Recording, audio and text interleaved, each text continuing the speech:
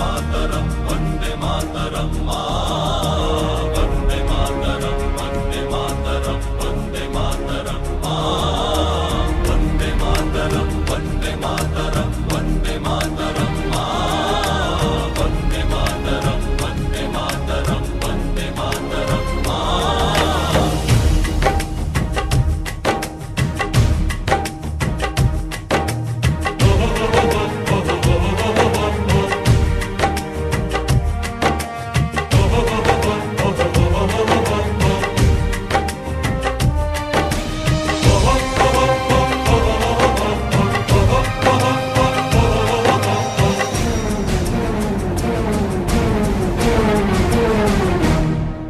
नमस्कार दोस्तों, मैं भारती रैना आप सबके सामने आज फिर हाजिर हुई हूँ अपने शो व्हाट वेंट राइट में।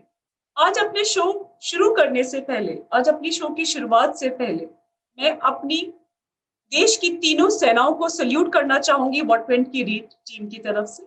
Indian army, Indian navy, Indian air force. भारतीय सैनिक जब लड़ता है इसलिए नहीं लड़ता कि उसको सामने वाले से नफरत हो, बल्कि वह अपने पीछे वाले से प्यार करता है। आज जिस शख्स को आपसे रूबरू कराने जा रही हूँ, आज जिनके साथ हमें गुफ्तगू करने का मौका मिला है, यह शख्सियत हिंदुस्तान की हर व्यक्ति की तारीफ का हिस्सा है।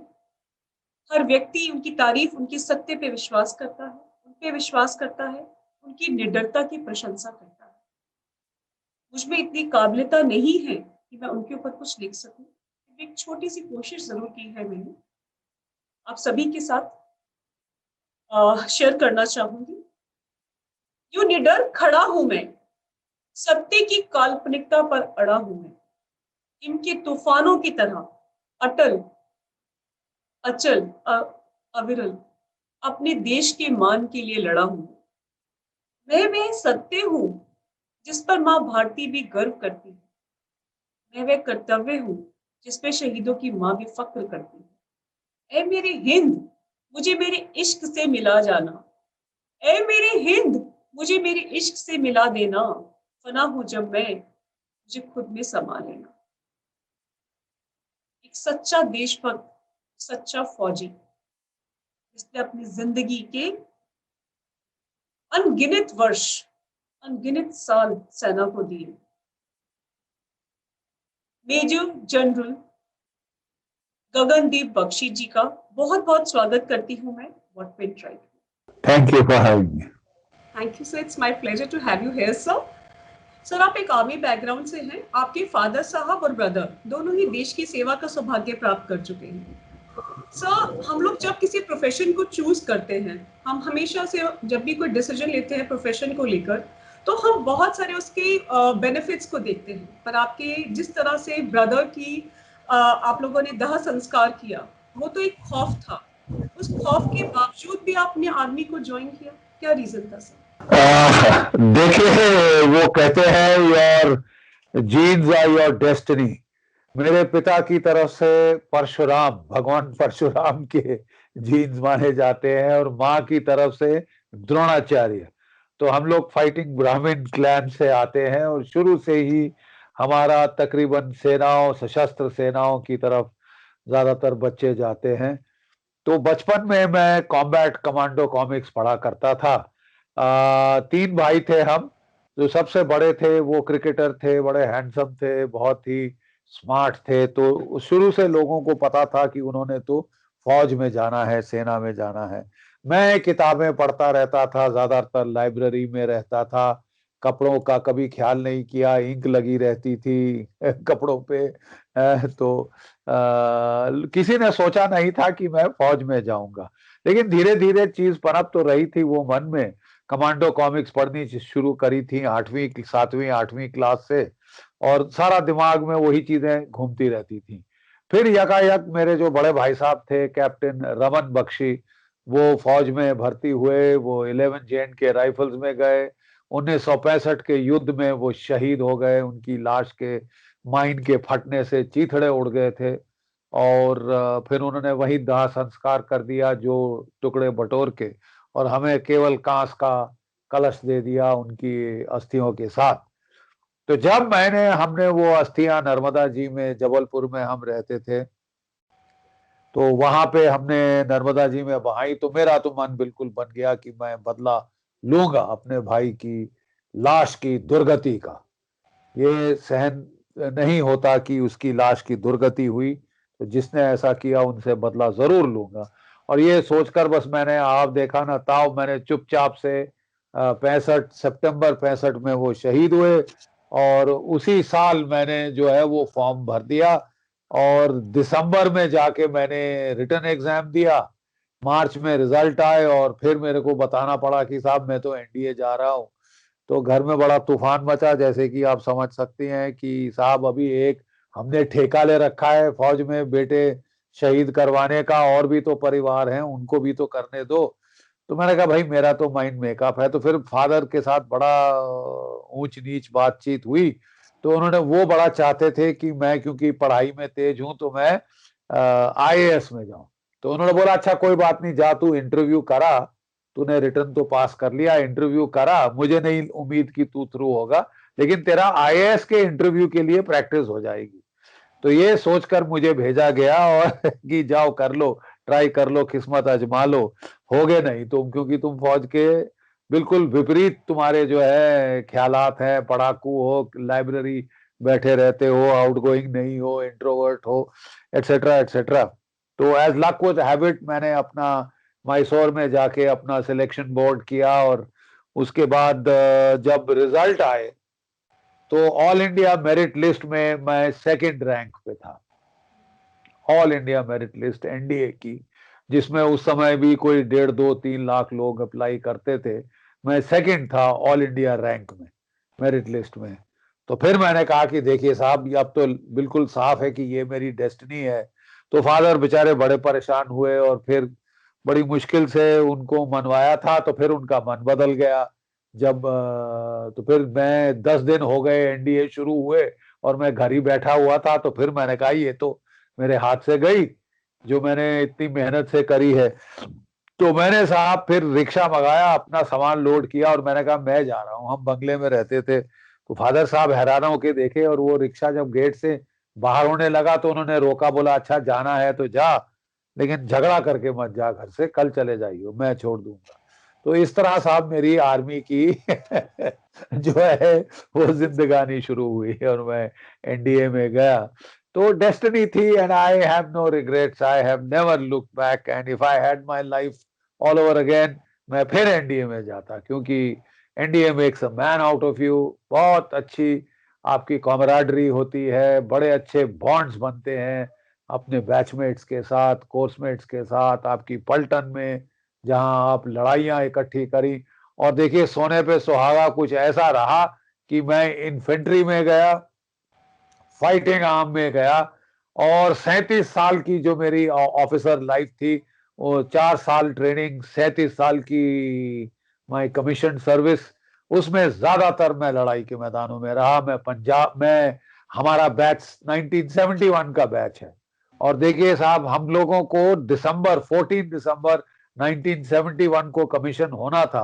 तो युद्ध के बादल छाए हुए थे, तो हमको 1 महीना पहले कमीशन कर दिया गया कि हम लड़ाई में हिस्सा ले सकें। कैनन फॉडर, तोपों को चारे की जरूरत होती है, हमें बोला गया, और तुम लोग हो वो चारा, यू आर कैनन फॉडर। और हम लोग साहब बस 10 दिन छुट्टी मिली माँ बाप को देखने, और सीधा ट्रेन में बैठे, और जब उतरे तो पलटने हमारी बांग्लादेश में थी, और लड़ाई के मैदानों में थी। और हमारी सर्विस की पहली रात मेरे कई साथी शहीद हो गए, कईयों की टांग उड़ गई, कईयों के हाथ उड़ गए, बहुत नुकसान हुआ। लेकिन मैं बड़े फख्र के साथ कह सकता हूं कि हमारा वो बैच है जो कि कटिंग एज पे था बांग्लादेश 1971 की वॉर में। और हमारे एक बैचमेट को परमवीर चक्र मिला, सेकंड लेफ्टिनेंट अरुण खेत्रपाल, परमवीर चक्र 21 वर्ष की आयु पे। और एक और हमारा जो बैचमेट था उसको अशोक चक्र मिला बाद में, कर्नल एनजेसी नायर अशोक चक्र, कीर्ति चक्र, highest decorated soldier of this army. और जो बांग्लादेश की लड़ाई थी, 14 दिन में मात्र हमने जो है ढाका पे 3 तरफ से हमला हुआ, और हम लोग ढाका 550 किलोमीटर पाकिस्तान में घुस के ढाका राजधानी पे कब्जा किया, 93,000 कैदियों ने सरेंडर किया और पाकिस्तान के 2 टुकड़े हो गए। तो हमें बड़ा फक्र है कि हम लोग बिल्कुल कटिंग एज पे थे इस युद्ध के। उसके बाद मैं पंजाब में लड़ा एज कंपनी कमांडर, जो वहां पे जो टेररिज्म हो रही थी, आतंकवाद हो रहा था पंजाब में, उसके खिलाफ लड़ा। उस वक्त मैं एक सिख कंपनी कमांड कर रहा था। 85 से 87 तक मैं उनको कमांड की पंजाब में। आप हिसाब लगा सकती हैं कि उस वक्त हालात क्या थी और कैसे टेंशन का समय था हमारे लिए। फिर मैं कारगिल के युद्ध में वहां जाके लड़ा, कारगिल काक्सर में बड़ी भीषण लड़ाई मैंने पलटन कमांड करी अपनी। वहां मेरे 6 जवान शहीद हुए, 21 घायल हुए, 25 अवार्ड हमको मिले, एक वीर चक्र मरणोपरांत, 4 सेना मेडल, मुझे विशिष्ट सेवा मेडल मिला उस जो लड़ाई में मैंने किरदार निभाया था। और उसके बाद जब मैं ब्रिगेड कमांडर बना तो मैं किश्तवाड़ में काउंटर टेररिस्ट में ऑपरेशंस में लड़ा। और फिर उसके बाद जब मैं जनरल बना तो मैं रजौरी पुंछ में लड़ा काउंटर टेररिस्ट ऑपरेशंस में, और वहां मुझे सेना मेडल दिया गया। और वहां आतंकवाद का मैंने सफाया किया, कोई 350 से ज्यादा टेररिस्ट मारे, पाकिस्तानी सिपाही मारे।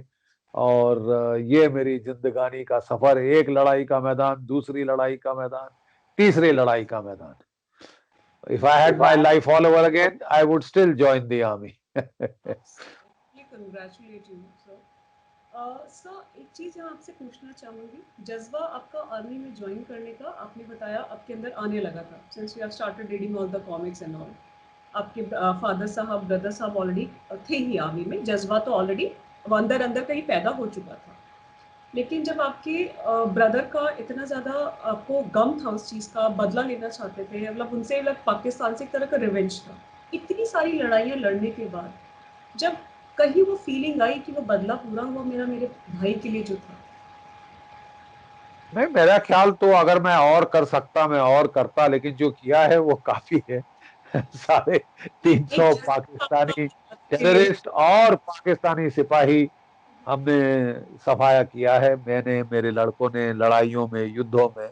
नुकसान तो जितना मैं पहुंचा सकता था मैंने पहुंचाया। जहां मुझे तोपे खोलने का चांस मिला मैंने तोपों से मार मारी, मोर्टर्स, रॉकेट्स, जो हथियार थे मेरे पास मैंने दागे हैं पाकिस्तान के ऊपर। और अपनी तरफ से सुकून तो है कि कुछ हद तक मैंने जरूर इंतकाम लिया है अपने भाई की मौत का। और कर सकता तो और भी करूंगा, अगर सरकार फिर कभी बुलाती है तो मैं बिल्कुल वॉलंटियर करके जाऊंगा फिर भी। सर, आप गगनदीप बख्शी, जो जिसने आर्मी में ज्वाइन नहीं किया था, जिसके फादर साहब उनको आईएएस बनाना चाहते थे, और आज जो गगनदीप बख्शी हैं, दोनों में फर्क क्या है? आर्मी ने क्या चेंज लाया अपने? Army, I think it is it transformational experience. Firstly मैं एनडीए गया, नेशनल डिफेंस एकेडमी, पुणे, 16.5 साल की उम्र थी। I went as a boy, I came out a man. The army makes a man out of you. Self reliance, confidence, जो army आपको देती है, अपने 2 पांव पे खड़ा होना और अपनी जिंदगी को अपने हाथों से अपनी डेस्टिनी को शेप करना, no other profession can give you that level of confidence.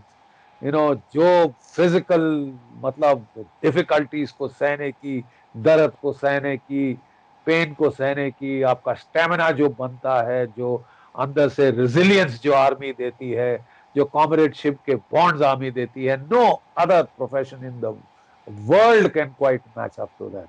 So I went as a boy, we came out as men. The NDA transforms you into men, वो forging the steel. और मैं actually गया था कि मैं, चलो अब पढ़ाई काफी हो गई, अब मैं मजे करूंगा, गेम शेम्स खेलेंगे और बस पढ़ाई, फौज में कुछ नहीं। मेरे को बड़ा धक्का लगा जबकि मुझे एनडीए में बीएससी करनी पड़ी, और मैं मैथ से बहुत डरता था। मेरे को integral differential calculus, coordinate geometry इत्यादि इत्यादि, फिजिक्स, केमिस्ट्री, ये सब करना पड़ा। उसके बाद जब मेरे को स्टाफ कॉलेज हमने पास किया, वो भी एक कम्पिटिटिव एग्जाम होता है, उसमें भी मैंने बहुत अच्छा किया। तो उसके बाद फिर हमको एमएससी की डिग्री मिलती है डिफेंस स्टाफ कॉलेज से, वो मैंने करी। उसके बाद मैं वहाँ इंस्ट्रक्टर बतौर इंस्ट्रक्टर गया स्टाफ कॉलेज में, तो हमको वहाँ एमफिल करना इंस्ट्रक्टर को जरूरी होता है। मैंने एमफिल करी और फिर मैं जब अपनी लाइफ के फौजी लाइफ के आखिर में नेशनल डिफेंस कॉलेज जो हमारा हाईएस्ट इंस्टीट्यूशन ऑफ लर्निंग है, मैं वहाँ पे गया एज एन इंस्ट्रक्टर बतौर इंस्ट्रक्टर। तो वहाँ पे उन्होंने बोला कि साहब जो फैकल्टी है उसको भी रिसर्च करनी होगी। तो मेरे कमांडेंट ने कहा कि आप करेंगे, मैंने कहा ठीक है साहब। और अपनी लाइफ अपनी सर्विस लाइफ 37 साल की नौकरी के बाद आखिरी साल में मैंने पीएचडी शुरू करी और रिटायरमेंट के 2 साल बाद मैंने पीएचडी कंप्लीट करी। So life has been learning, life has been growth, inner growth, a desire to learn, you see, and learning on the battlefield through experience. I have held the hands of boys as they were dying. मैंने आखिरी बार पानी पिलाया है लड़कों को, मेरे दाएं लोग मरे, मेरे बाएं लोग मरे, कईयों की अंतड़ियां बाहर आ गई। मैंने लड़के को फौजी को अपने हाथ से लॉन्ग इंटेस्टाइन शॉर्ट इंटेस्टाइन अपने पेट में वापस घसीट के डालते देखा है। I have seen so much of suffering and death and dying, but it makes a man out of you. It steals you. And leadership ये जरूर है कि कोई, मैं 35 साल का था जब मैं बटालियन कमांड कर रहा था कारगिल में।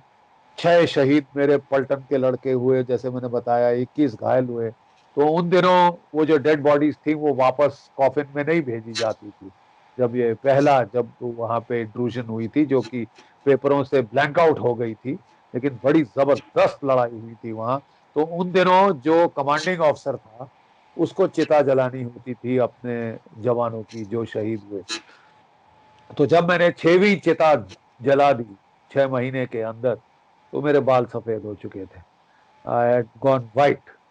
वो बोलते हैं ना कि my hair grow white in a single night, not my hair grew white not in a single night, as men have grown from sudden fear, nor grew they night with fright, because of the responsibility, वो जिम्मेवारी कि किसी का बेटा किसी का भाई मेरे कमांड के नीचे शहीद हो गया, आई एम रिस्पॉन्सिबल।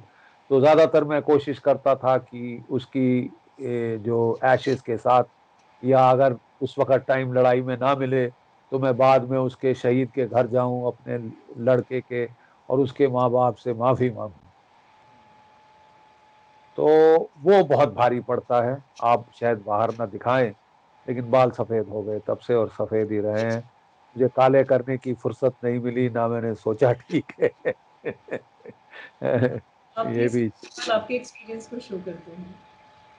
जी, युद्ध के एक्सपीरियंस को शो करते हैं। ये बाल धूप में सफेद नहीं हुए, लड़ाई के मैदान में सफेद हुए। भारत हमेशा कृतज्ञ रहेगा सर आपके प्रति। आपने जितना इस देश के प्रति और देश के नागरिकों के लिए किया है, इसके लिए हमेशा हम सब कृतज्ञ रहेंगे। तभी शायद भारत का हर घर आपको जानता है, हर नागरिक आपको जानता है। सर, एक चीज़ मैं आपसे पूछना चाहूँगी। आप ही के एक इंटरव्यू में मैंने कहीं ये सुना था कि फौज एक ऐसी जगह है जहाँ पे सैलरी मिलने से पहले पेंशन मिलने लग जाती है माँ बाप को बच्चे की। आप ही की ये इतना टचिंग था मेरे लिए कि I had tears in my eyes sir. कि ऐसे एक्सपीरियंसेस को आप कैसे, आप ऐसे मतलब आपने बहुत इंटेलिजेंट लोगों के साथ इंटरेक्शन होता होगा, आपके जो बैचमेट्स होते होंगे, स्कॉलर्स से आप मिलते होंगे, एंड जब आप उनकी डेड बॉडी को देखते हैं, कहीं किसी तरह का कोई खौफ नहीं आता, किसी तरह का कोई डर नहीं लगता? कभी लगा उस टाइम पर कि स्कॉलर्स थे, अपनी बैच टॉपर्स रहे हैं, हैंडसम बॉयज है ना, और आज यहाँ पे लाश पड़ी है उनकी, शहादत दे चुके हैं देश के लिए?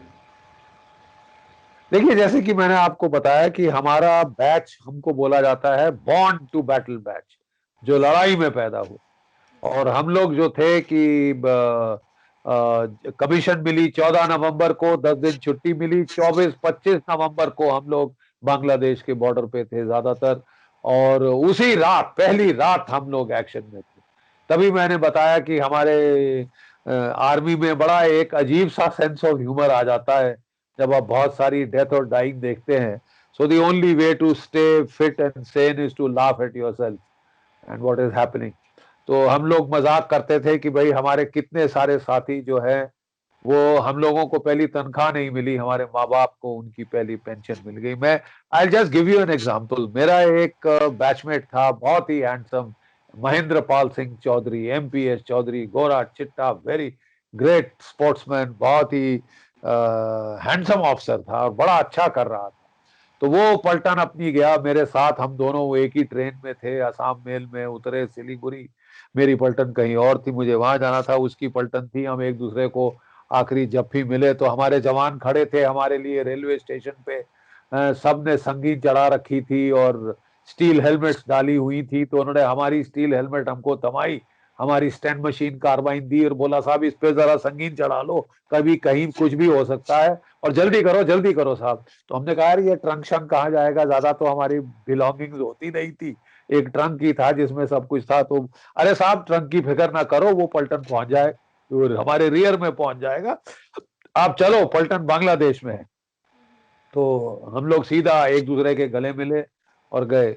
जो महेंद्र पाल सिंह चौधरी था, वो पहली रात जब वो पलटन गया तो उसको उन्होंने, एडजुटेंट ने बोला ओह तुम बड़ा स्मार्ट लड़का लगता है, देखें what are you made of, इसको पेट्रोल भेजो, जाओ दुश्मन की वो जो 29 बलूच पलटन लगी थी वहां जिसपे हमला करना था, तो उसकी टो लेके आओ, कहाँ पे क्या लगा है उसका पता करके आओ। तो ये लोग मुक्ति वाहिनी की ड्रेस डाल के, ये और दो लड़के और, ये इसको बोलते हैं रेकी पेट्रोल पे गए। ये एम्बुश हो गया और पाकिस्तानियों ने इसे पकड़ लिया, 29 बलूच। उसको बुरी तरह से, उसको और उसके लड़कों को बुरी तरह से टॉर्चर करके मारा, सारी हड्डियां बॉडी की मार मार के तोड़ दी, पूरे बॉडी पे सिगरेट बट से जला जला के जलाने के निशान थे, बेनट से आंखें बाहर निकाल दी, और एक आंख जब उसकी डेड बॉडी की फोटो बाद में आई तो एक आंख बाहर लटकी हुई थी, आई बॉल, और दूसरी आई बॉल जो लटका हुआ था उसके ऊपर वो बट मार के वो फोड़ दी और पूरी फट गई, जो उसकी लिक्विड होती है वो सारी उसकी गाल पे लगी हुई थी। और टॉर्चर करके उन्होंने, वो एक टाइम्स का कॉरेस्पॉन्डेंट, अमेरिकन कॉरेस्पॉन्डेंट वहां पे घूम रहा था, टिमोथी टिमोथी करके, उसको बुलाया, ये देखो ये जो है ये मुक्ति वाहिनी नहीं है, कुछ नहीं, ये सब भारत की फौज है, ये लाशों की फोटो खींचो। और वो, तो उसने लाशों की बुरी तरह से जो टॉर्चर्ड लाशें थी उनकी फोटो खींची और टाइम मैगजीन के कवर पे छाप दी। ठीक है साहब। और टाइम मैगजीन, उसकी जो, उसका फादर नहीं थे एमपीएस चौधरी के, उसकी माँ थी और एक बहन थी। ठीक है। और उसकी माँ बेचारी देहरादून में एक स्कूल में पढ़ाती थी, वो टीचर थी वहां, उन्होंने खर्चा करके उसको आर्मी भेजा था और बड़ी उम्मीद थी कि अब बेटा जो है वो अफसर बन गया, वो बहन की शादी कराएगा, ये करेगा वो करेगा। और वो टीचर थी, तो जब वो उनकी लाश भी नहीं मिली तो वो जो उनका सामान सामान लेके जब सिपाही घर गए तो उन्होंने पूछा मेरा बेटा कैसे मरा, तो वो बेचारी क्या बोलते हैं माँ को, नहीं वो बोले नहीं मैडम बड़ी बहादुरी से मरा। तो उन्होंने बोला कि कोई अस्थि वगैरह, उन्होंने नहीं जी हमने वहीं जला दिया, ये ऐसा ऐसा करके बोला और वो चले गए, बेचारी को बताया नहीं कि ऐसा हुआ है। दैवयोग से वो लाइब्रेरी गई अपने स्कूल की, तो वहां उन्होंने टाइम मैगजीन देखी, यू अंडरस्टैंड, वो टाइम मैगजीन के कवर पे अपने बेटे की लाश देखी जिसकी दुर्गति हो चुकी थी, लेकिन उतने बुरे हाल में भी माँ बेटे को पहचान तो लेगी। और वो suddenly when she saw that photo she screamed and she fainted, she had to leave the school. Sir it's not easy, हमें सुन के ऐसा फीलिंग आ रहा है जिनके साथ ये हुआ है और जिसकी फैमिली सफ़र करती है, इट्स नॉट इजी।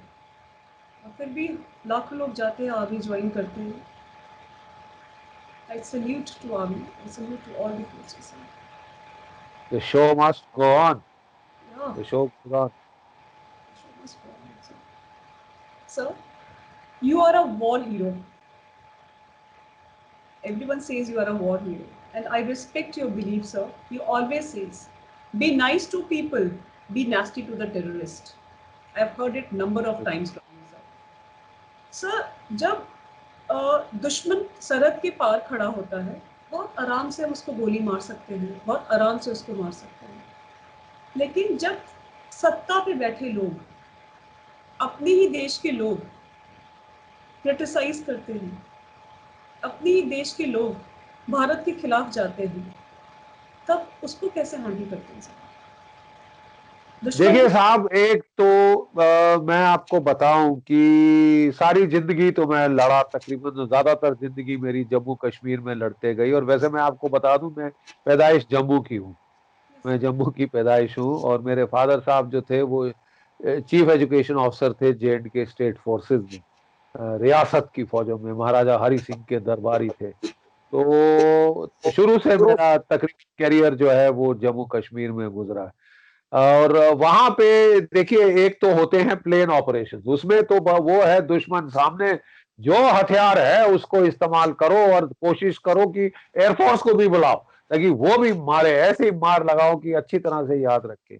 लेकिन जब आप काउंटर टेररिस्ट ऑपरेशन करते हैं तो दुश्मन वर्दी में नहीं होता, वो सिविल कपड़े डाल के, सलवार कमीज डाल के लोगों के साथ छुपता है, लोगों के बीच जाके वो छुप जाता है, ताकि कोशिश उसकी रहती है कि आप फायर खोलें तो सिविलियन मरे, ताकि वो हाय तौबा शुरू करें कि हाय जालिम फौज, ये फौज, वो फौज, जल्लाद फौज, ह्यूमन राइट्स, ये फलाना ढिमकाना शुरू हो जाता है। तो जवानों को कई बारी बहुत मुश्किल हो जाता है कंट्रोल करना, जबकि उनको समझ नहीं आ रहा कि ये गोली आई कहाँ से। उसी सिविलियन दिख रहे हैं आपको और गोली कहीं से किसी ने छुप के उनकी आड़ लेके चलाई, आपके साथी को मार डाला, वो छटपटा रहा है। तो बहुत गुस्सा आता है उस वक्त और बड़ा कंट्रोल करना जो है मुश्किल हो जाता है, लेकिन करना पड़ता है। बिकॉज इस तरह से आप, अगर आप कोलैटरल डैमेज करेंगे तो आप और टेररिस्ट पैदा करेंगे। ठीक है, तो इसके लिए हम लोगों को वो लड़कों को समझाना पड़ता था कि ये अलग किस्म की लड़ाई है। तो वो समझ नहीं पाते थे, तो कई लोग तो जो है, जब बहुत गुस्सा आ जाता था तो कई बारी वो सिविलियंस पे निकल जाता था, तो वो उसको बिल्कुल रोकना पड़ता था। और तभी हमने ये एक सिंपल ये स्लोगन कॉइन किया मैंने अपनी इलाके में, be nice to the people, be nasty to the terrorist. अगर आप लोगों से अच्छाई से बर्ताव करेंगे तो लोग जो है आपको इंटेलिजेंस देंगे। हमको जम्मू कश्मीर में इंटेलिजेंस कैसे मिलती थी? जब मैं वहां ऑपरेट कर रहा था, 60% टेररिस्ट पाकिस्तान या अफगानिस्तान के थे, और वो वहां की लोकल गर्ल्स के साथ बहुत बुरा सलूक करते थे। They used to use them like comfort women. अपना स्ट्रेस कम करने के लिए वो जो है वो औरतों को एक्सप्लॉइट करते थे बहुत बुरी तरह से। और देखिए, कोई भी इंसान पहले तो वो क्या करते थे, निकाह शिकाह कर लेते थे, और निकाह करके वो 2 साल 3 साल का टेन्योर होता था उनका जम्मू कश्मीर में। निकाह करके बच्चे छोड़ के वो चले जाते थे और वो औरत बेचारी ऐसे घूमती रहती थी। तो फिर लोगों ने रेजिस्ट करना शुरू किया कि हम निकाह नहीं कर देंगे, निकाह नहीं करने देंगे। तो फिर उन्होंने जबरदस्ती करनी शुरू करी मैरिड औरतों के साथ और बच्चियों के साथ। और कौन बाप है जो ऐसी चीज सह सकता है, कौन भाई है जो ऐसी चीज सह सकता है? चाहे मजहब के नाम हो, चाहे कोई नाम भी दो, कि अपनी जिहादी ड्यूटी करो, कंफर्ट द जिहादी वॉरियर वॉरियर के नाम पे वो बकवास वो करते थे। और उससे फिर हमको इंटेलिजेंस आती थी। कई बारी वो जो बाप जिसकी बेटियों के साथ ऐसा सलूक हो रहा है, वो कहता था साहब आओ इनको मार डालो, इनको मार डालो, मेरी बेटियों का जो है, मेरे उन बेचारों को बचाओ, इन जालिमों से बचाओ। तो इस तरह हमको इंटेलिजेंस आती थी। उसके लिए ये जरूरी है कि आप कम से कम गांव के लोग आपको ट्रस्ट करें, गांव के लोग ये ना सोचें कि मैं जाऊंगा पोस्ट में तो ये मार मार के मेरी धज्जी उड़ा देंगे। तो इसके लिए be nice to the people, be nasty to the terrorist. If you are nice to the people then the intelligence will come. अगर इंटेलिजेंस नहीं आती तो it is like looking for a needle in a haystack, क्योंकि वो वर्दी पहन के तो घूम नहीं रहा, वो सिविलियन के साथ सिविलियन बन के घूम रहा है। औरतों बच्चों की शील्ड आगे रखी हुई है।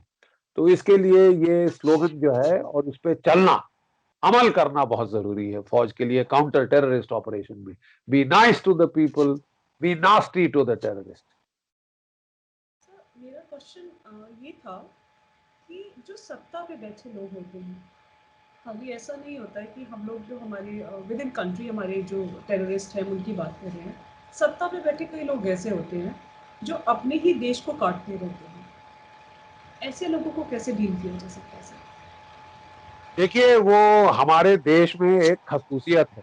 जब अलेक्जेंडर ने हम पे हमला किया था तो पोरस उससे लड़ा, राजा था सीमावर्ती प्रदेश का, राजा था सीमांत प्रदेशों का, वो लड़ा उससे और उसके दांत खट्टे कर दिए। और Alexander was forced to go back from the jail, ठीक है।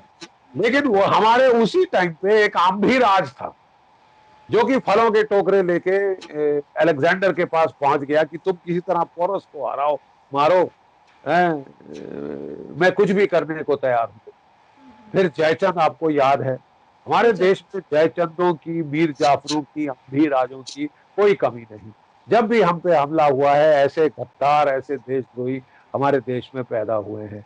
और हमारे देश में तो पिछले कुछ दशकों से एक कॉटेज इंडस्ट्री शुरू हो गई है ह्यूमन राइट्स की। बाहर से पैसे आते हैं, एनजीओ खड़ी होती हैं और लॉयर्स को हायर करती हैं, बेस्ट से बेस्ट, खूब पैसे कमाते हैं वो लोग। और उनका काम होता है भारत की फौज को गाली गलौज देना, उसके मनोबल को तोड़ना, उसके ऑपरेशंस को हैम्पर करना, फौज को डिमोनाइज करना, give the dog a bad name and kill him.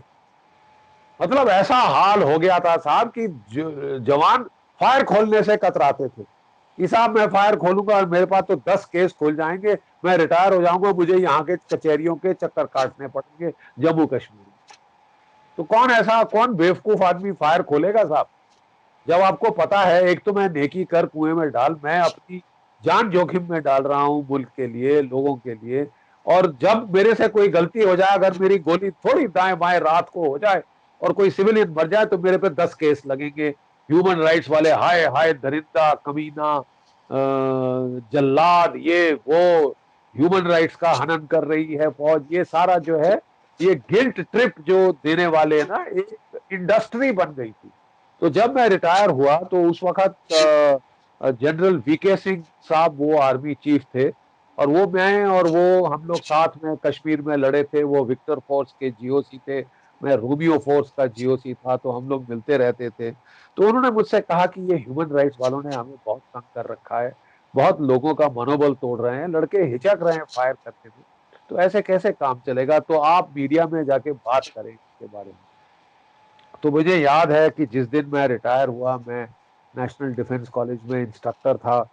तो वहां से भी देखिए, हालांकि मेरी पलटन तो नहीं थी, लेकिन उन्होंने बड़ा अच्छा भावभीनी वो सेंड ऑफ देते हैं, ट्रेडिशनल, आपकी जीप पुल करके, माला पहना के, जनरल साहब, बख्शी साहब की जय वगैरह बोल के वो जवान गले मिलते हैं आपसे आखिरी बार।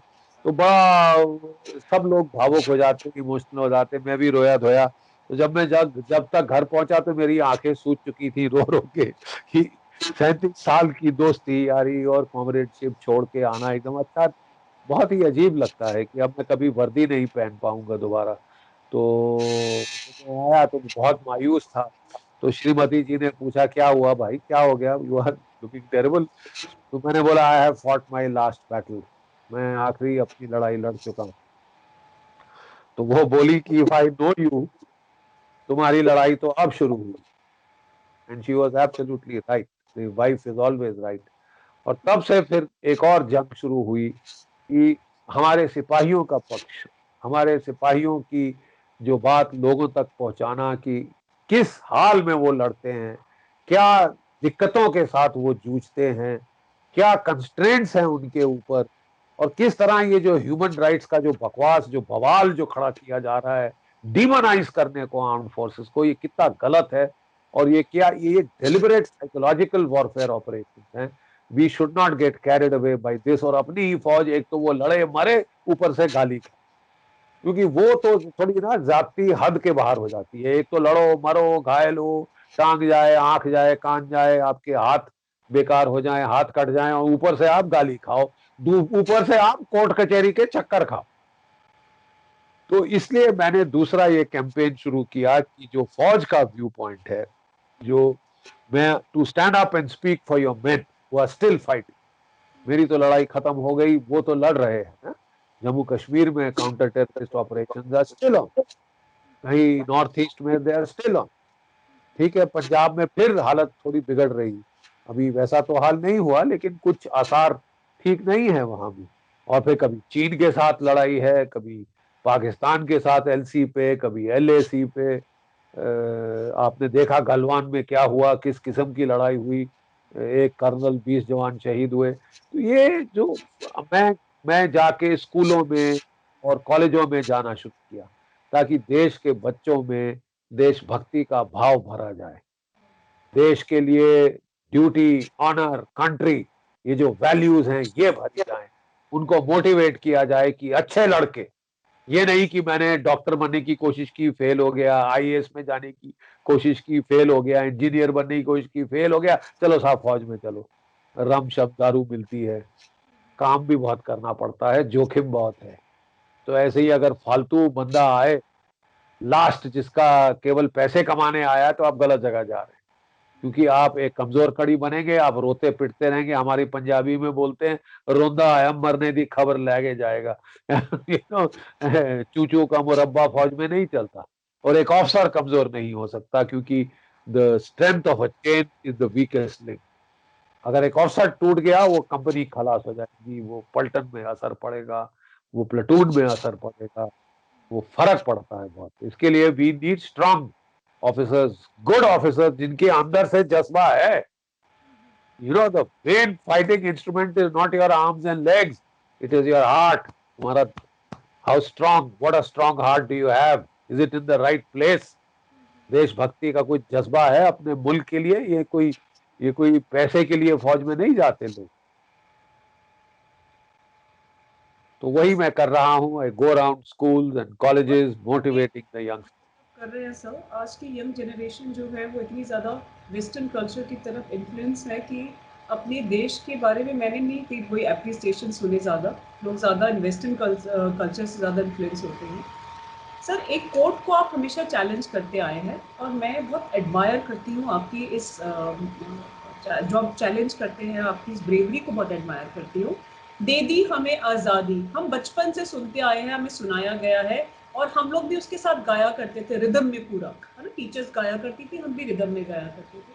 You were the first person sir जिसने उसका रियल मीनिंग लोगों को समझाया कि ये जो आप गा रहे हैं, ये लय से लय मिला के जो आप सब गा रहे हैं, सच्चाई ये नहीं है। सच्चाई अगर ये होती तो इतनी जो शहादत दे देते हैं लोग, वो क्या है? क्या वो सच नहीं है? मैं सर आपको सल्यूट करती हूँ, अपनी इतनी बड़ी इस सच को सामने लाया कि दे दी हमें आज़ादी, बिना खड़क बिना ढाल, साबरमती के संत तूने कर दिया कमाल। You don't agree with this sir? बताइए sir. I absolutely strongly disagree with. देखिए साहब, हर देश के अपने नैरेटिव्स होते हैं। Where you are going depends a lot on where you came from. अगर आप अपना बेसिक सत्य झूठ बोलेंगे और फिर बोलेंगे साहब हमारे देश का मोटो है सत्यमेव जयते, सत्यमेव जयते कह के आप दूसरी उसी राग में आप गा देंगे दे दी हमें आजादी, बिना खड़क बिना ढाल। देखिए, ये जो साल है, this is the 125th anniversary of Netaji Subhash Chandra Bose. And let me tell you in unequivocal terms, मेरी जो पीएचडी है वो मिलिट्री हिस्ट्री और स्ट्रेटेजिक स्टडीज में है। हिस्ट्री मेरा सब्जेक्ट है और मैं आपको कुछ चीज आज, I am very glad you asked me this question. देखिए, लंदन में ट्रांसफर ऑफ पावर आर्काइव्स है। ये ट्रांसफर ऑफ पावर आर्काइव्स 1977 में डीक्लासिफाई हुई थी। तब तक ये टॉप सीक्रेट थी, ये बंद थी। They were not available to any historical researcher. तो आजादी के एकदम बाद जो आपकी हिस्ट्री लिखी फ्रीडम स्ट्रगल की, बिपिन चंद्रा, बिपिन चंद्रा की वो टेक्स्ट बुक है जो आईएएस के ऑफिसर्स पढ़ते हैं, आईएएस का एग्जाम पास करने, वो रोमिल्ला थापर पढ़ते हैं एंशिएंट हिस्ट्री समझने, इरफान हबीब पढ़ते हैं और बिपिन चंद्रा को पढ़ते हैं अपनी फ्रीडम स्ट्रगल और मॉडर्न इंडियन हिस्ट्री को समझने, रामचंद्र गुहा को पढ़ते हैं। जब बिपिन चंद्रा ने 1950s-60s में भारत की फ्रीडम स्ट्रगल की हिस्ट्री लिखी, आई एम सॉरी, उस वक्त ही had no access to the transfer of power archives from London. अब वो अवेलेबल है। Would you like to take a look at your own history by taking a look at the official British archives of the decision makers जिन्होंने आपको आजादी दी? मैं, देखिए, Netaji Subhash Chandra Bose memorial trust जो है, नेताजी सुभाष चंद्र बोस उनका जो ट्रस्ट है, उसका मैं एक ट्रस्टी हूं। सारी जिंदगी मैंने नेताजी की study as a military leader मैंने करी है, because he was a great Indian military leader. It is because of him that you are really free. And I'm not saying it because I am emotionally attached to that man as an icon of nationalism. I am saying it because हमने doctor कल्याण day, हमारे एक बहुत scholar थे, America based, वो Indian थे, वो 8 महीने जाके ट्रांसफर ऑफ पावर आर्काइव्स में उन्होंने रिसर्च करी. हमने आइडेंटिफाई किए कि British decision maker lord Clement Attlee, prime minister of England 1945 to 1950, the man who signed the Independence of India Act, he is the key decision maker. आप वो पढ़िए जो उसने चिट्ठियां लिखी उस time. You read the document signed by him. Field Marshal Wavell, the Viceroy of India, before independence. आप जरा उनके लिखे खत पढ़े जो उन्होंने प्राइम मिनिस्टर को लिखे, द किंग एम्परर को लिखे, किंग जॉर्ज V को लिखे. The commander in chief in India was Field Marshal Auchinleck of the British Indian Army. आप उसकी चिट्ठियां पढ़िए कि क्यों उनको जाने पे मजबूर होना पड़ा, क्यों भारत की ब्रिटिश इंडियन आर्मी कोई ट्रस्ट नहीं रह गया अंग्रेजों को कि वो हमारे लिए हिंदुस्तानियों पे गोली चलाएगी. आप समझे? जो गवर्नर्स थे उस time of the various provinces, Casey governor of west Bengal, north west frontier province, the Punjab as जैसे अंग्रेज बोलते थे, वो सारे जो गवर्नर्स थे उनके हमने दस्तावेज पढ़े. Director intelligence bureau British times का, उसके हमने दस्तावेज पढ़े. तब मैंने ये किताब लिखी, बोस और Gandhi, who made India free. And मैंने जो दस्तावेज ओरिजिनल थे जिसमें अंग्रेज कह रहे हैं साहब कि हमारी हिंदुस्तान की, आपको मालूम है ब्रिटिश इंडियन आर्मी की स्ट्रेंथ सेकेंड वर्ल्ड वॉर में 25 लाख हो गई थी. 25 lakh, 2.5 billion Indians under arms without conscription. वो जर्मन से लड़के जीते थे, जापानियों से लड़के जीते थे, इटालियन से लड़के जीते थे. और उस वक्त जब लड़ाई खत्म हुई, सेकेंड वर्ल्ड वॉर खत्म हुई, कितने गोरे सिपाही थे भारत में जानती हैं? 40,000.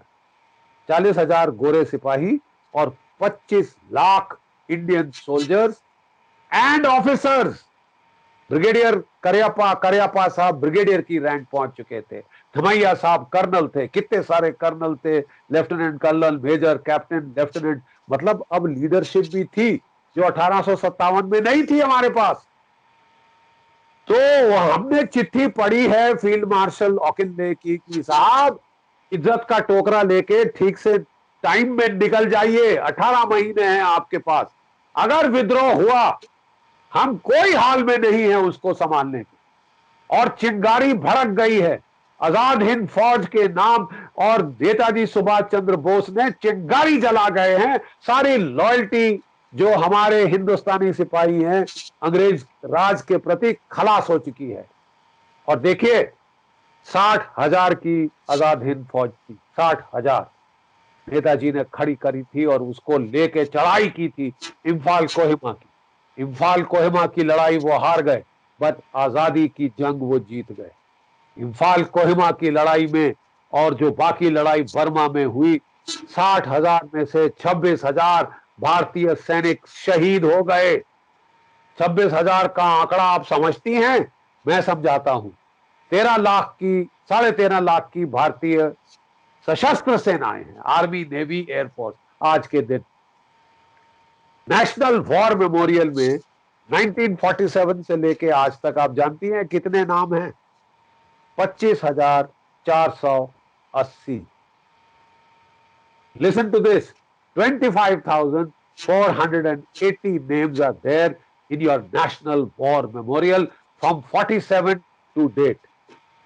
उस एक आजादी की लड़ाई में हमारे आजाद हिंद फौज के 60,000 में से 26,000 शहीद हो गए. मतलब 44%, almost half the force was killed fighting, died in action. आप कह रहे हैं दे दी हमें आजादी बिना खड़क, बिना ढाल. You insult the parents of those martyrs. You insult the wife, the orphans, by saying दे दी हमें आजादी बिना खड़क, बिना ढाल. वो 26,000 किस खाते में गिनते हैं आप उसको? अरे साहब, उनका नाम और निशान मिटा दिया गया। आजादी उनकी वजह से मिली, अंग्रेज उनकी वजह से डर के भागे कि उन्होंने देखा कि हिंदुस्तान की फौजें अपने हिंदुस्तानी अफसरों के नीचे कैसे खूंखार तरीके से लड़ सकती। और फिर क्या हुआ साहब, सोने पे सुहागा, क्या गलती करी अंग्रेजों ने। लड़ाई के बाद जब वो सेकंड वर्ल्ड वॉर जीत गए, जापान हार गया, आईएनए को सरेंडर करना पड़ा, तो उस वक्त उन्होंने हमारे 9 अफसरों को ट्रायल पे रखा रेड फोर्ट, लाल किले, हमारा नाक रगड़ने के लिए कि तुम कहते थे ना कि तुम लाल किले पे तिरंगा फहराओगे, लाल किले के तहखानों में तुमको टॉर्चर किया जाएगा, लाल किले में तुम्हारा कोर्ट मार्शल होगा, जहां बहादुर शाह जफर को ट्राई किया गया था नाक रगड़ने के लिए कि तुम पहला आजादी की जंग भी हारे। और वो किसने लड़ी थी? काली टोपी वालों ने। 1857 की गदर किसने लड़ी थी? भारत की फौज ने, सिपाहियों ने। ठीक है साहब, वो जो सिपाहियों ने वो तो हार गए, वो हर एक इतिहास के पन्नों में भरी हुई है 1857, 1857, 1857, क्योंकि आप वो हार गए। लेकिन आप जो जंग जीत गए उसका नाम मिटा दिया गया, नाम और निशान मिटा दिया गया है। जब अंग्रेजों ने ट्रायल पे डाले धिल्लन, सहगल, शाहनवाज, लाल किले से आई आवाज, धिल्लो, सहगल, शाहनवाज, इन 3 आईएनए के अफसरों को ट्रायल पे डाला क्योंकि उन्होंने दांत खट्टे कर दिए थे इनके लड़ लड़ के। और पूरे भारत वर्ष में आक्रोश की लहर फैल गई। कलकत्ता में रॉयट्स हुई, दिल्ली में रॉयट्स हुई, लाहौर में, कराची में रॉयट्स हुई। पुलिस ने फायर खोला, भीड़ रुकी नहीं। उस वक्त फील्ड मार्शल लॉकिनले ने चिट्ठी लिखी है और पूरी भारत की फौज में आक्रोश की लहर फैल गई थी। अंग्रेज ऑफिसर के छक्के छूट रहे थे, ठंडे पसीने माथे पे आ रहे थे कि साहब कभी भी विद्रोह हो सकता है, बम पड़ जाएगा, हम कहां से। उन्होंने कंटिजेंसी प्लान्स बनाए कि अपनी अंग्रेज औरतें, बच्चों को लेकर जहां जहां जिस भी शहर में हवाई अड्डा या पोर्ट है, हम वहां पे जाएंगे, अंग्रेज सैनिक लास्ट डिच फाइट करेंगे, जबकि हमारी फैमिलीज को हवाई जहाज से या जहाज, समुद्री जहाज से निकाल के भगा के इंग्लैंड ले जाएंगे। ये प्लान्स बन चुके थे, ये प्लान्स बन चुके थे। उस वक्त फील्ड मार्शल लॉकिनले ने चिट्ठी लिखी वायसरॉय फील्ड मार्शल वेवल को कि साहब हमारे पास मैक्सिमम 18 महीने हैं, कभी भी बम फूट सकता है, हमारी आप इज्जत इसी में है कि आप फ्रीडम को दे दें और तशरीफ का टोकरा लेके भाग निकलें, इसके पहले भागना भी मुश्किल हो जाए। ये लिखित में है, this is in black and white and I am not, मैंने वो पेज नंबर साइट नहीं किया, पूरी फोटो कॉपी करके वो हमने किताब में लगा दी कि खुद पढ़ लो अगर आंखें हैं तो। If you don't want to be a bloody liar, inveterate liars, फरेबी, मक्कार, ठीक है साहब, वो सब लिखित में है। और साहब ये अभी बातचीत चली रही थी कि लंदन जो बहुत दूर था, वहां पे इतने लोग नहीं घबराए थे जितने हिंदुस्तान में अंग्रेज अफसरों के हाथ थर थर कांप रहे थे। और फिर उन्होंने बोला कि अरे साहब आप तो ऐसे ही बोल रहे हैं। तो फील्ड मार्शल जो वेवल था उसने लिखा, चिट्ठी है उसकी, to the king emperor king George V को चिट्ठी है। If his majesty thinks I have lost my nerves, it is your duty to replace me this minute, but you ignore my advice at your own peril. मेरी advice नहीं मानोगे, तुम्हारा सत्यानाश होगा। और साहब ये बातचीत चल रही थी, ये बात है नवंबर दिसंबर 1945 की। फरवरी 1946 में क्या हुआ आप जानती हैं? बताइए क्या हुआ फरवरी 1946, 18 फरवरी 1946, अभी हाल में फरवरी का महीना खत्म हुआ है। 18 फरवरी को क्या हुआ था 1946 में? रॉयल इंडियन नेवी में विद्रोह हुआ। Do you know this? किसी इतिहास की किताब में पढ़ा आप?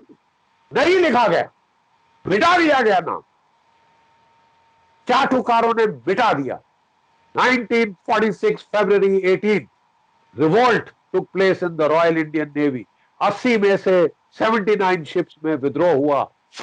जो ब्रिटिश यूनियन जैक को नीचे उतारा, तिरंगा झंडा फहराया, अपने अंग्रेज अफसरों को पानी में फेंका और भारतीय नौसेना के जो नाविक थे मुंबई और कराची की गलियों में जय हिंद के नारे लगाते नेताजी की फोटोएं लेके जुलूस निकाले। उन्होंने अपनी तोपें अंग्रेजों के अफसर मेस की तरफ कर दी, गोले फायर किए, गोलियां चली, आप जानते हैं।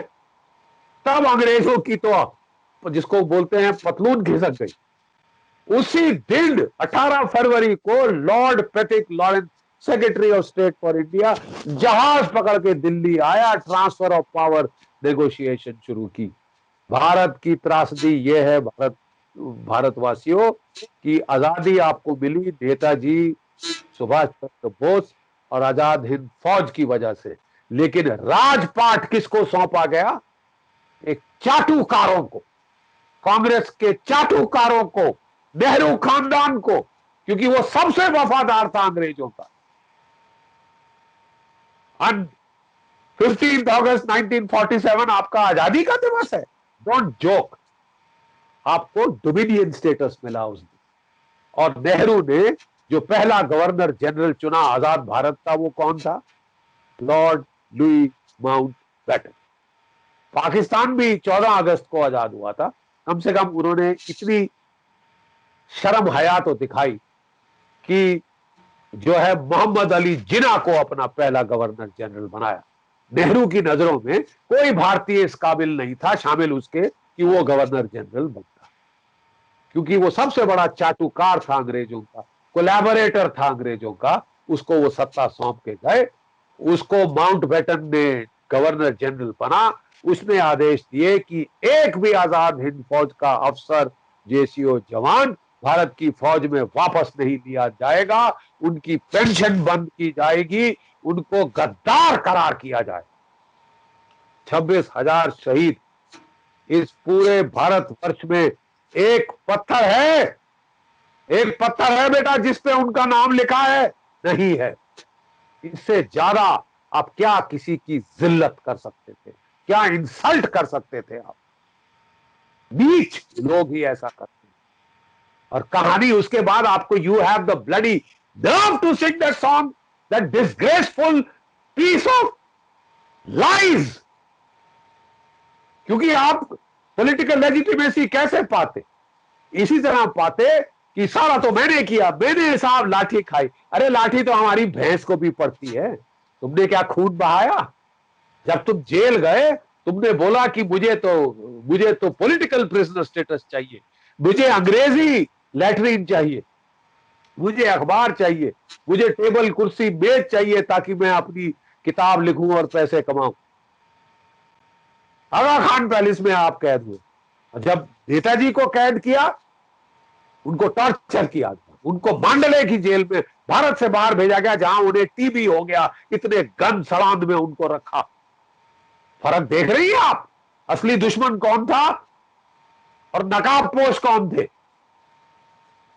जो कि ढकोसला कर रहे थे आजादी की जंग का। और तभी वो अंग्रेजों के सबसे बड़े कोलैबोरेटर्स थे, उनको राज सत्ता सौंप गए। और उन्होंने पहले तो जो है नेताजी सुभाष चंद्र बोस का नाम मिटाया, कहानी फैलाई कि वो तो एयर क्रैश में मर गए, जबकि वो रूस पहुंच चुके थे।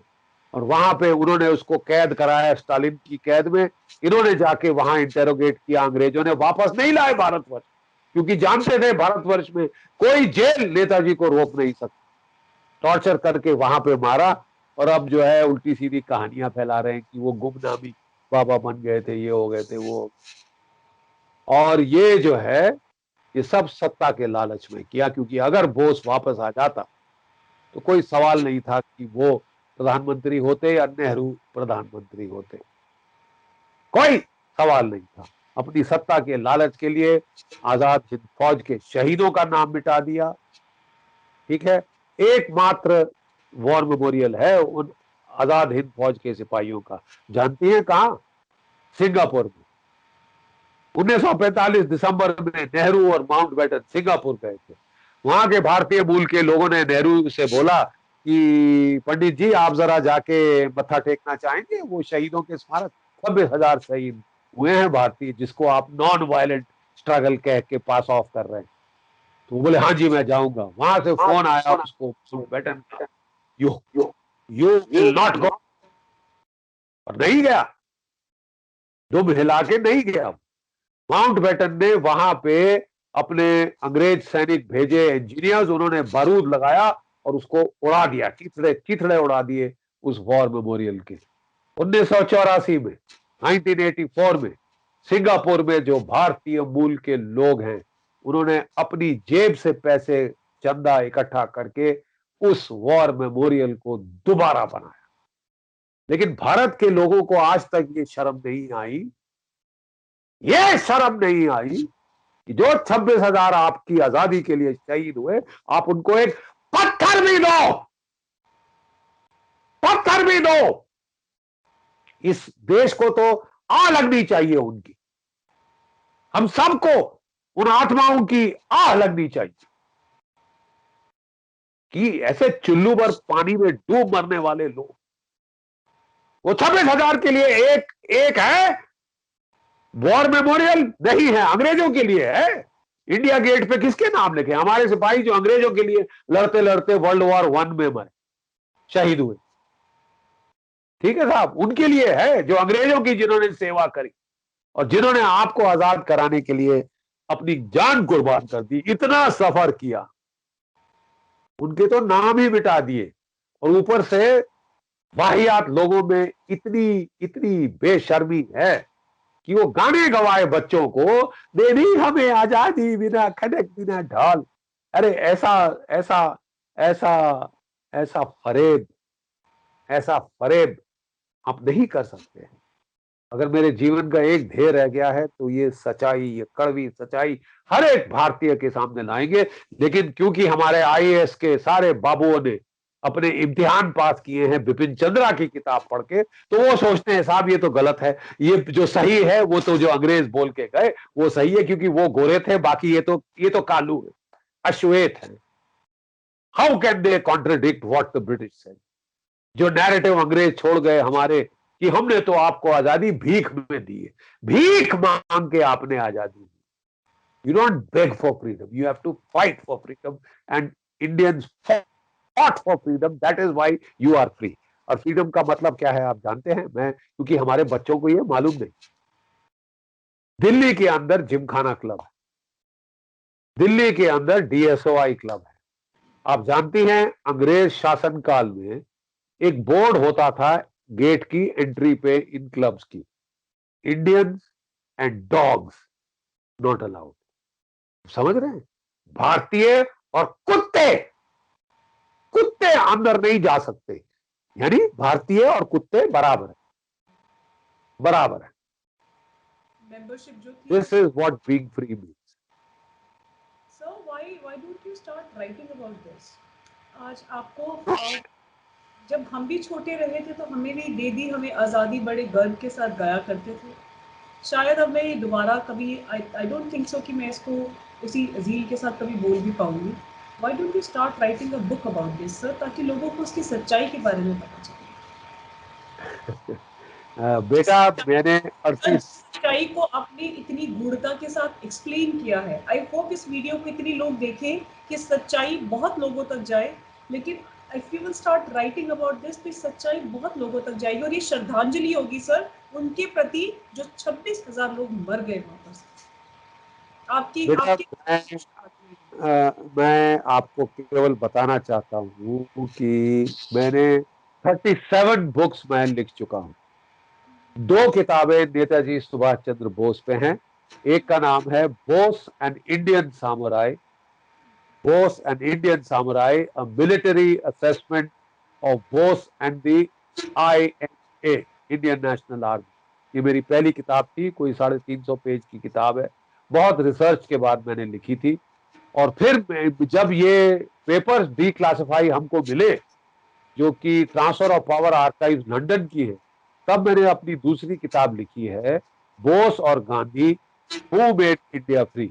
ये पहले अंग्रेजी में आई थी, डॉक्टर सुब्रमण्यम स्वामी ने इसे रिलीज किया था। फिर बहुत डिमांड हुई कि बेटा ये हिंदी में भी आए, तो ये हिंदी में आ चुकी है, रिलीज हो चुकी है। और अब जो है ये कन्नड़ में भी इसका अनुवाद हो। सर यहाँ पे तो मैं जितनी आपको भाषा, जब मैं आपका वीडियो लेना चाह आपका इंटरव्यू करना चाहती थी तो मैंने एक रिसर्च करी लोगों से पूछकर कि should I take your interview in English और Hindi. So there were people who said in Hindi क्योंकि हम सभी सुनना चाहते हैं उनको। जी जी जी जी, बिकॉज एटलीस्ट जन भाषा तो हमारी हमारी मदर टंग हिंदी है अधिकांश भारतीयों की। आई एम वेरी ग्लैड कि आपने हिंदी में किया है ताकि ज्यादा लोगों तक चले। रिक्वेस्टेड मी कि हिंदी में लेना, मैं जरूर सुनना चाहूंगी कि वो क्या कहते हैं। If you are going to take in English मुझे कुछ समझ में नहीं आएगा। So I research on this कि लैंग्वेज प्रायोरिटी के लिए प्रेफरेंस क्या है, then I got the preference कि हिंदी में लिया जाए ताकि ज्यादा से ज्यादा घरों तक लोगों को मैं आपको सुना जा सके। सो आई प्रेफर टू टेक मैं बड़ा आभारी होऊंगा कि लोग अगर इसको देखें और वो शेयर बटन को प्रेस करें। आप फैला सकते हैं इस चीज को, आप जागृति कर सकते हैं। Thank God for the social media. नहीं तो देखिए इन्होंने अभी तक हमारी इतिहास की किताबें बदली नहीं करी under the very false perception, very well intentioned कि नहीं साहब we must be objective, we must be honest. हमने तो जो इतिहास की किताब पढ़ी थी वो बिपिन चंद्रा की थी। जो एंशिएंट इंडिया की किताब हमने पढ़ी कि आर्यन इन्वेजन थ्योरी, वो तो रमिल्ला थापड़ की थी। वो तो अंग्रेज बहुत चाहते थे, वो ऑक्सफोर्ड में घूमती थी। She was right. कोई अब अगर आरएसएस वाला आए, कोई और आए तो नहीं नहीं नहीं साहब, वी शुड बी ऑब्जेक्टिव। मैं आपको कह रहा हूं साहब please be objective, please understand. क्योंकि मैंने भी पीएचडी करी है, मैंने भी एमफिल करी है, I know what is research methodology. Please understand कि ये जो इतिहास आपने पढ़ के आईएएस का इम्तिहान पास किया, आईएफएस का इम्तिहान पास किया, I am sorry those books were not empirical, based on empirical facts, because they did not take access or did not utilize the information now declassified in the transfer of power archives. जब आप वो knowledge ना add करें, your factual basis is incorrect. फिर आपने opinions पे base किया है कि नेहरू ने ये लिखा और गांधी ने नहीं लिखा, कि मैं और मैं और मैंने ही किया, मैंने उपवास किया और अंग्रेज रो रो के मर गए। आप जानती हैं 1942 में क्विट इंडिया मूवमेंट की थी बेचारे महात्मा गांधी ने, और वो फेल हो चुकी थी बुरी तरह से। अंग्रेजों ने पकड़ के सारे कांग्रेस के लीडर जेल में डाले, और जेल में बेचारे गांधी जी ने फिर उपवास किया। वहां से उन्होंने फास्ट जब किया अनटू डेथ, तो वहां से चर्चिल ने बोला why is he not dead, ये अभी तक मरा क्यों नहीं है। ये लोगों ने हाथ पैर जोड़े गांधी जी के सामने, गांधी जी रियाया बत्ती हो चुकी है। ये चर्चिल, ये कुछ अब हमारे जो है अहिंसा और सत्याग्रह और उपवास और अनशन से कुछ नहीं होगा। और 4 साल उनको सॉरी 4 साल उनको जेल में रखा। लोग उनका नाम भूल गए थे बेचारे। जेल में जब गांधी जी थे, उनकी पत्नी, वो उनका स्वर्गवास हो गया, बा का स्वर्गवास हो गया। गांधी जी तकरीबन टूट गए थे बेचारे। जब वो निकले जेल से बाहर तो लंबा चौड़ा उनका प्रेस ने इंटरव्यू लिया, और तब 1945 था, लड़ाई खत्म नहीं हुई थी। तो उन्होंने बोला कि आप वॉर एफर्ट को सपोर्ट करेंगे अंग्रेजों के? बोले जी मैं बिल्कुल सपोर्ट करूं। तो बोले जो आपने क्विट इंडिया मूवमेंट की थी? कहता साहब वो 42 की बात थी, तब मैं था, जेल जाने के बाद मैं कांग्रेस में कुछ नहीं थी। तो बोले साहब कौन फैसला है? वो कांग्रेस वर्किंग कमेटी फैसला लेगी। आप जानती है कांग्रेस वर्किंग कमेटी में लोगों ने अपोज किया था क्विट इंडिया मूवमेंट को। नेहरू ने, ये अब्दुल कलाम आजाद वगैरह ने अपोज किया था। केवल गांधी जी के कहने पे उनको करना पड़ा। और वही गांधी जब टूट चुके थे, सब खलास हो चुकी थी फ्रीडम स्ट्रगल सो कॉल्ड, तब बोस का आईएनए के ट्रायल शुरू हुए, देश में बम फट गया, फिर वो विद्रोह हुआ नेवी में। और आप जानती हैं आर्मी में भी जबलपुर में विद्रोह हुआ था, एयरफोर्स में भी विद्रोह चालू होना शुरू हो गया था।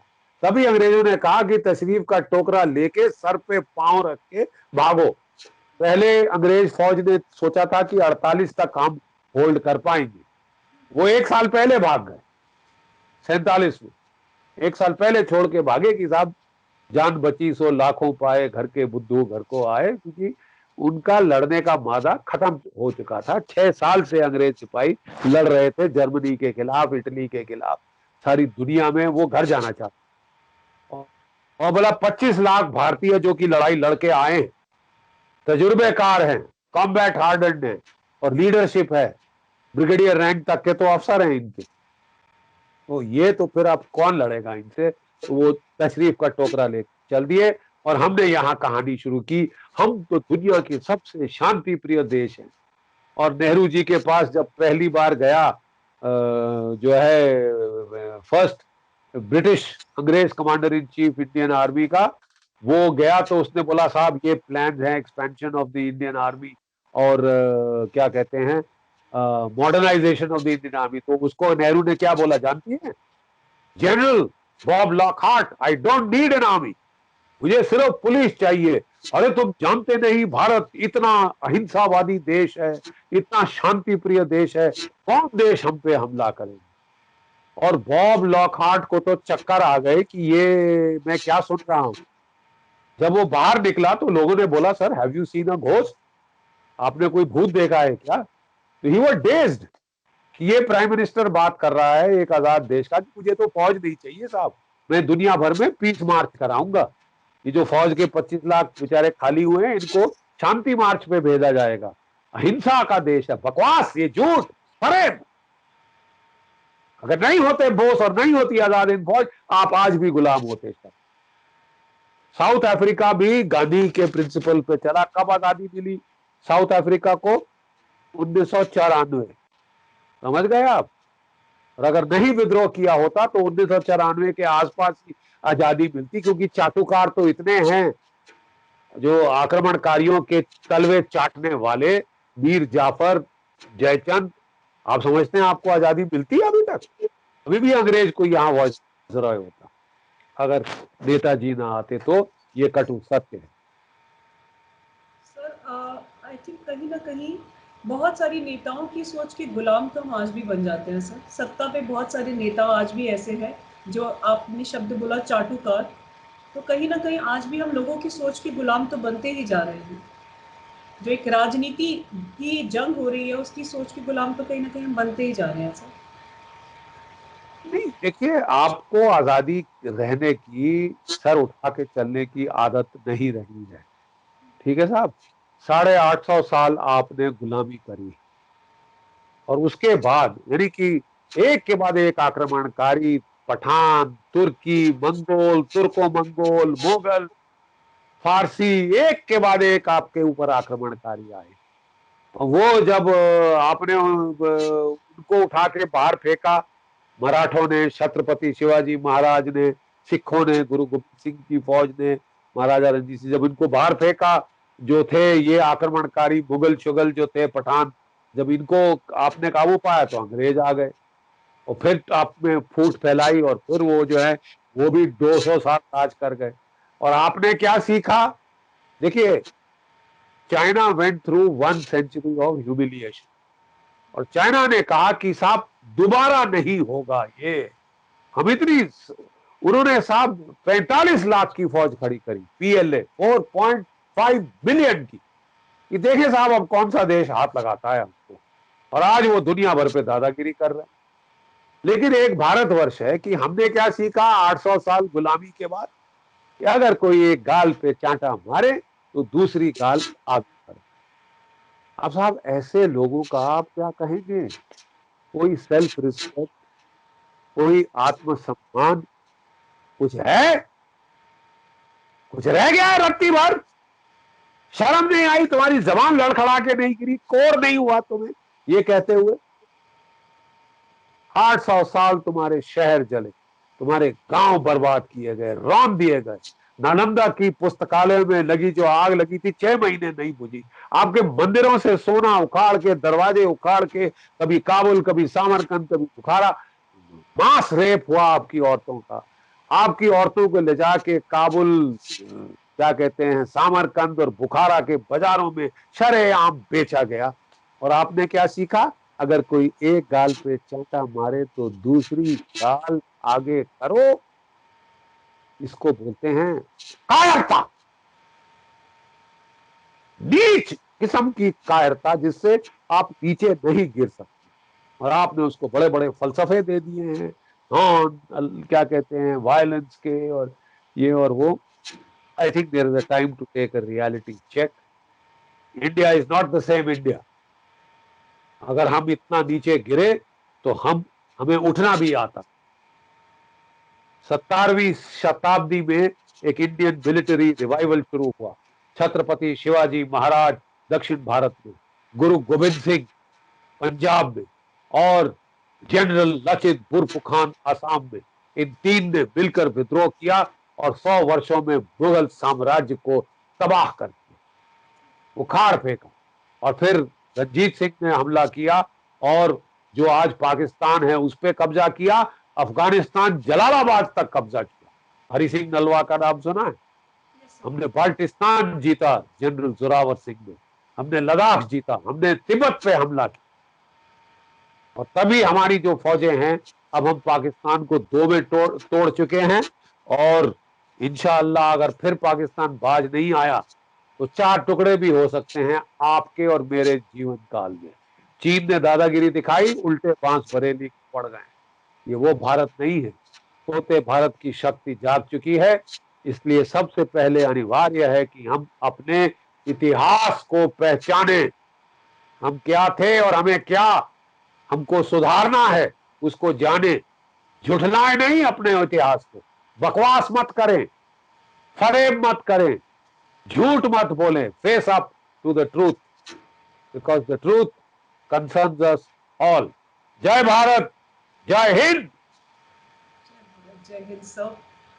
सर, आपके जज्बे को तो मैं हमेशा से सलाम करती आई हूँ, हमेशा से सर, और आगे ये आशा करती हूँ कि आपके जज्बे से बहुत लोग बहुत कुछ सीखेंगे। सर, आप आजकल सोशल मीडिया पे इतना सारा क्रिटिसिज्म होता है, इतने लोग क्रिटिसाइज करते हैं। कोई भी जो भारत के बारे में बहुत अच्छा लिखना चाहता है, बोलना चाहता है, उसकी आइडियोलॉजी को लोग इतना क्रिटिसाइज करते हैं। कैसे उसका कितना इम्पैक्ट पड़ता है सर आपके ऊपर? मैंने कई बार सोशल मीडिया पे बहुत सारे क्रिटिसिज्म देखे, सुने। बहुत ज़्यादा तकलीफ होती है उस चीज़ से कि जिन लोगों ने अपने आप को पूरी तरह से डेडिकेट किया एक कंट्री के लिए, सेक्रीफाइसेस किए इतने सारे कंट्री के लिए, एंड इवेंचुअली उनको क्या मिल रहा है? क्रिटिसिज्म। लोग उनके अप्रिशिएट करने की जगह, उनको एडमायर करने की जगह, उनको क्रिटिसाइज कर रहे हैं, उनके एफर्ट्स को क्रिटिसाइज कर रहे हैं, क्वेश्चन मार्क कर रहे हैं उनके एफर्ट्स को। ऐसे उसका कितना इम्पैक्ट पड़ता है सर आपके ऊपर, और you generally ignore it? No, I think it is worthy of being ignored. वो बोलते हैं हाथी चलते रहते हैं, कारवां चलते रहते हैं, कुत्ते भौंकते रहते हैं, तो मैं क्या कर सकता हूँ? Your concern is with the work, with the duty, and not the reactions thereof. To hell with them. जिसको अच्छा लगे, जिसको ना लगे, मैं क्या करूँ? ये मेरा रवैया रहा है। मैं फौज में रहा हूँ, 2 स्टार रैंक पे पहुंचा हूँ। बहुत इज्जत मुझे फौज से, अपने सिपाहियों से मिली है। I am a very satisfied man, and इसलिए I would like to keep speaking the truth. अगर अच्छा लगे बहुत अच्छी बात है, ना लगे तो मैं क्या करूं? We climb a gum tree for all that I care. There's no water off my back. Thank you very much. I think I will now have to give it a break because I have to go to some other program. Thank you very much, sir. I truly appreciate this, sir. Thank you. I truly admire, sir.